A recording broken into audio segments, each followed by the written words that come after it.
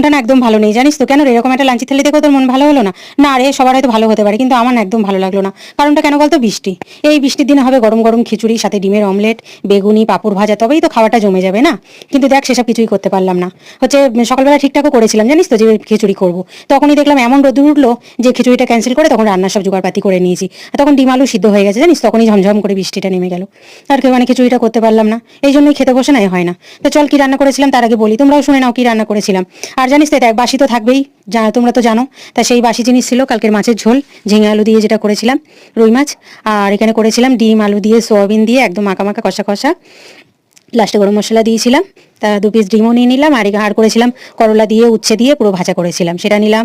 সকালে বেগুন ভাজা রুটি করেছিলাম, সেই বেগুন ভাজা। আর কালকে যে আমের চাটনি করেছিলাম, সেই আমের চাটনি। আর 1 পিস শশা নিয়ে নিলাম, সাথে 1 বোতল জল। তো এই আজকে লাঞ্চের থালিতে ছিল। তো কেমন লাগলো অবশ্যই জানাবে। আর ভালো লাগলে একটা লাইক করতে একদম ভুলো না। ধন্যবাদ।